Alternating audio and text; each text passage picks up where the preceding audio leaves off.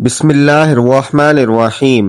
رمضان ایک ایسا بابرکت اور رحمتوں بھرا مہینہ ہے کہ جس میں فرض کا ثواب 70 گنا اور نفل کا ثواب فرض کے برابر کر دیا جاتا ہے، لیکن ایسے بابرکت مہینے میں بھی کچھ بدقسمت لوگ ہوتے ہیں جو کہ روزہ رکھ کر صرف بھوک اور پیاس کو حاصل کرتے ہیں۔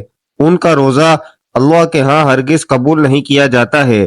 علامہ ابن قیم الجوزیہ نے داماد رسول حضرت علی شیر خدا سے منسوب روایت لکھی ہے کہ دنیا میں 4 ایسے روزہ دار ہوتے ہیں جن کا روزہ اللہ پاک قبول نہیں کرتا۔ ناظرین گرامی، حضرت ابو ہریرہ رضی اللہ تعالیٰ عنہ سے مروی ہے کہ نبی کریم صلی اللہ علیہ وسلم نے فرمایا ہے، جو ماہ رمضان میں ثواب کی نیت سے راتوں کو عبادت میں مشغول ہو جائے تو اس کے پچھلے تمام گناہوں کو اللہ تعالیٰ معاف فرما دے گا۔ بخاری مسلم۔ یہاں ثواب کی امید رکھنے کا مطلب یہ ہے کہ عبادت صرف اور صرف اللہ تعالیٰ کی رضا کو حاصل کرنے کے لیے کی جائے۔ یہ عبادت شہرت حاصل کرنے کے لیے لوگوں کے سامنے دکھاوا نہیں ہونا چاہیے۔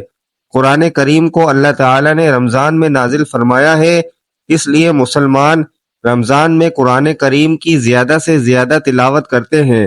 حضور نبی کریم صلی اللہ علیہ وسلم ساری رات اللہ تعالیٰ کی عبادت میں گزار دیا کرتے تھے، جس کی گواہی قرآن کریم دیتا ہے۔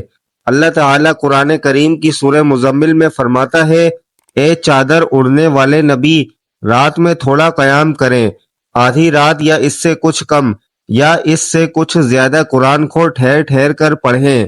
روزہ گناہوں کو بڑی تیزی کے ساتھ ختم کرتا ہے، یہ سب سے اہم بدنی عبادت میں شمار کیا جاتا ہے۔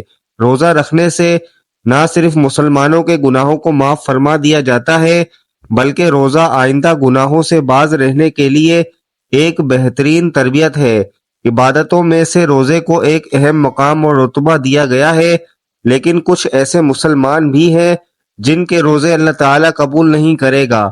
حضرت علی رضی اللہ تعالیٰ عنہ سے کسی نے دریافت کیا، اے علی رضی اللہ تعالیٰ عنہ، کیا کوئی ایسے مسلمان بھی ہیں جس کے روزے قبول نہیں کیے جائیں گے؟ حضرت علی رضی اللہ تعالیٰ عنہ نے فرمایا، جی ہاں، ایسے 4 طرح کے مسلمان ہیں جن کے روزے قبول نہیں ہوں گے۔ ایسے لوگوں کا روزہ رکھ کر سارا دن بھوک اور پیاس کو برداشت کرنے کا کوئی فائدہ نہیں ہے۔ روزے قیامت ایسے 4 لوگوں کے روزے ان کے منہ پر مارے جائیں گے۔ پوچھا گیا، اے علی رضی اللہ تعالیٰ عنہ، وہ کون سے 4 لوگ ہیں؟ حضرت علی رضی اللہ تعالیٰ عنہ نے فرمایا، نمبر 1، اپنے شوہر کی نافرمان بیوی کا روزہ کبھی بھی قبول نہیں ہوتا جب تک کہ وہ سچے دل کے ساتھ توبہ نہ کر لے۔ پیارے دوستو، حضرت علی رضی اللہ تعالیٰ عنہ کو اللہ تعالیٰ نے بے شمار علم کے ساتھ نوازا ہے۔ یہی وجہ ہے کہ رسول کریم صلی اللہ علیہ وسلم نے فرمایا کہ میں علم کا شہر ہوں اور اس شہر کا دروازہ علی ہے۔ چنانچہ حضرت علی رضی اللہ تعالیٰ عنہ نے فرمایا ہے کہ جس عورت کا خاوند اس سے ناراض ہے تو اس عورت کا روزہ قبول نہیں ہوگا۔ سارا دن بھوک اور پیاس کے علاوہ اس کو کچھ حاصل نہیں ہوگا۔ نافرمان بیوی کا روزہ اللہ تعالیٰ کے ہاں اس وقت تک قبول نہیں ہوتا ہے جب تک وہ سچے دل کے ساتھ توبہ نہ کر لے۔ قرآن کریم کی سورہ روم آیت نمبر 21، جس کا ترجمہ یوں ہے کہ اس کی نشانیوں میں سے ہے کہ تمہاری ہی جنس سے بیویاں پیدا کی گئی ہیں تاکہ تم آرام پاؤ، اور اس نے تمہارے درمیان محبت اور ہمدردی قائم کر دی۔ یقیناً غور و فکر کرنے والوں کے لیے اس میں بہت زیادہ نشانیاں ہیں۔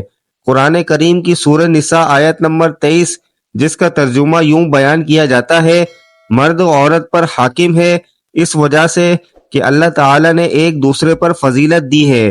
اس وجہ سے مردوں نے مال خرچ کیے ہیں۔ نیک فرما بردار عورتیں خاوند کی غیر موجودگی میں حفاظت الہی نگہداشت رکھنے والیاں ہیں، اور جن عورتوں کی نافرمانی اور بد دماغی کا تم کو خوف ہوا نہیں، نصیحت کرو اور ان کو الگ بستر پر چھوڑ دو۔ اگر وہ باز نہ آئیں تو پھر ان کو مار کی سزا دو، اگر وہ تابع داری کریں تو ان پر راستہ تلاش نہ کرو، بے شک اللہ تعالیٰ بڑی بلند اور بھلائی والا ہے۔ حضرت حسین ابن محسن رضی اللہ تعالیٰ عنہ سے مروی ہے کہ ان کی پھوپھی کسی ضرورت سے حضور نبی کریم صلی اللہ علیہ وسلم کی بارگاہ میں آئی۔ جب وہ واپس جانے لگی تو نبی کریم صلی اللہ علیہ وسلم نے ان سے پوچھا کہ تمہارا تمہارے شوہر کے ساتھ سلوک کیسا ہے؟ انہوں نے جواب دیتے ہوئے کہا کہ میں اس کی ضروریات کو پورا کرتی ہوں، اپنی طرف سے تو کوئی شکایت کا موقع نہیں دیتی ہوں۔ حضور نبی کریم صلی اللہ علیہ وسلم نے فرمایا، اپنے خاوند کا پورا خیال رکھا کرو، وہی تمہاری جنت اور جہنم ہے۔ اگر اس کے ساتھ اچھا سلوک کرو گی تو جنت میں جاؤ گی، اگر اس کے ساتھ بد سلوکی رکھو گی تو جہنم میں جاؤ گی۔ حضور نبی کریم صلی اللہ علیہ وسلم کا فرمان ہے کہ جو عورت پانچوں نمازوں کی پابندی کرتی ہو، رمضان کے سارے روزے رکھتی ہو، اپنے شوہر کی خواہش کے مطابق رہتے ہوئے زندگی بسر کرے، تو اللہ تعالیٰ کی طرف سے ایسی عورت کو کھلی اجازت ہوگی کہ وہ جنت کے جس دروازے سے چاہے جنت میں داخل ہو سکتی ہے۔ ان کے علاوہ اور بھی کافی اللہ تعالیٰ کے ارشادات اور حضور نبی کریم صلی اللہ علیہ وسلم کی احادیثوں میں ذکر ہے، جس میں ایک عورت کو اپنے شوہر کے ساتھ اچھا سلوک کرنے کی اہمیت بیان کی گئی ہے۔ نمبر 2، حضرت علی رضی اللہ تعالیٰ عنہ نے فرمایا ہے کہ نافرمان اولاد کا بھی روزہ قبول نہیں ہوتا ہے۔ حضرت ابی بن مالک رضی اللہ تعالیٰ عنہ سے مروی ہے کہ رسول کریم صلی اللہ علیہ وسلم کا فرمان ہے کہ جس بندے نے اپنے والدین میں سے کسی ایک کو اپنی زندگی میں پایا ہو، اس کے باوجود بھی وہ جہنم میں چلا جائے تو اللہ تعالیٰ نے نافرمان اولاد کو اپنی رحمت و برکات سے بہت دور کر دیا۔